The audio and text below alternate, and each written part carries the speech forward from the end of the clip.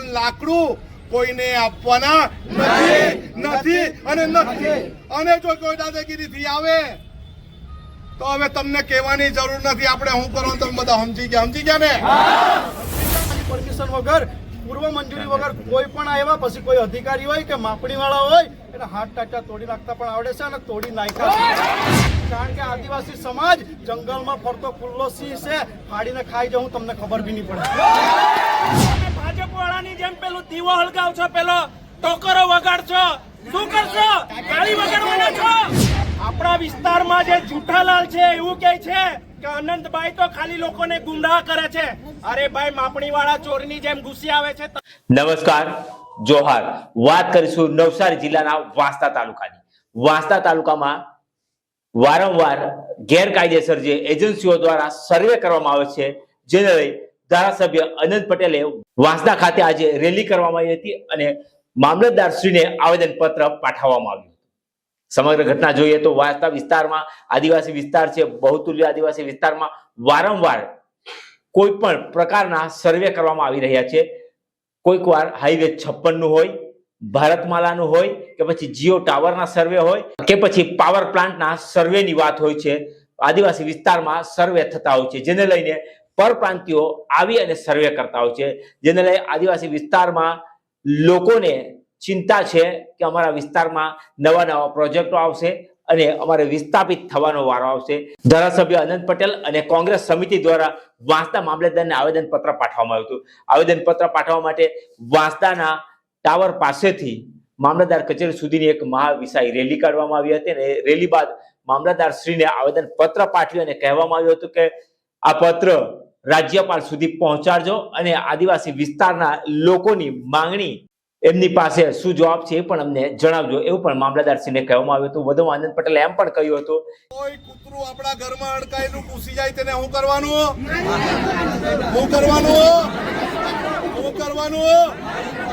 આવા એજન્સી વાળાએ અડકાયેલા કૂતરાને ગામમાં ઘૂસવા દેવાનું.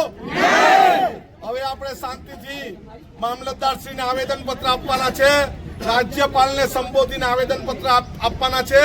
મામલતદારશ્રી એનો આપણને જવાબ આપશે. જ્યારે આ એજન્સીઓ આપણા વિસ્તારમાં આવે છે સર્વે કરવા માટે, ત્યારે એમને કૂતરા હડકાયેલા કૂતરા સાથે ગણાવ્યા છે. કારણ કે કોઈ પણ એજન્સીઓ પૂછવા વગર ગામમાં ઘૂસી જાય છે અને સર્વે કરવાનું કામ ચાલુ કરી દે છે. જ્યારે અનુસૂચિ 5 વિસ્તાર હોય છે અને અનુસૂચિ 5 વિસ્તારમાં જ્યારે પણ તમારે પ્રવેશ કરવાનો હોય છે, સર્વે કરવાનો હોય છે, કોઈ કામગીરી કરવાની હોય છે, ત્યારે ગામ સભાની સરપંચની પૂર્વ મંજૂરી લેવી જરૂરી છે. છતાં પણ અત્યાર સુધીમાં જેટલી પણ એજન્સીઓ આવી છે એ એજન્સીઓ વગર પૂછીએ ગામમાં ઘૂસી જાય અને સર્વેના કામ ચાલુ કરી દે છે. વાંસદા તાલુકા કોંગ્રેસ સમિતિની આગેવાનીમાં વાંસદાના હનુમાનજી મંદિરથી મામલતદાર કચેરી સુધી આવીને અમે આવેદનપત્ર તાલુકા મેજિસ્ટ્રેટને આપ્યું છે. અમારી મુખ્ય માંગ એક જ છે કે વાંસદા તાલુકામાં જુદા જુદા પ્રકારના પ્રોજેક્ટોના માટે જે પણ પ્રકારની માપણી સર્વે થતું છે એ માપણી સર્વે અટકાવવામાં આવે અને જો તમે માપણી સર્વે કરવાના હોય તો પેસા એક્ટ 1996-2017 મુજબની ગ્રામસભાની પૂર્વ મંજૂરી લીધા પછી જ સર્વે કરવામાં આવે.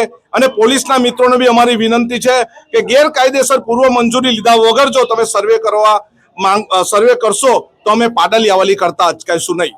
જી અનંતભાઈ, આ વિસ્તાર અનુસૂચિ 5 માં આવે છે, એ સમગ્ર લોકોને ખબર છે, છતાં પણ આવી રીતે મોકલવામાં આવે છે સર્વે કરવા માટે.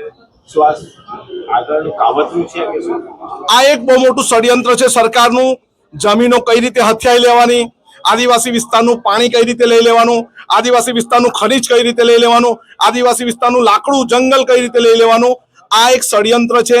આદિવાસી સમાજની અસ્મિતા પૂરી કરવાનું, આદિવાસી સમાજની સંસ્કૃતિ પૂરી કરવાનું, આદિવાસી સમાજની રૂઢિ પરંપરાઓ પૂરું કરવા માટેનું આ ષડયંત્ર છે.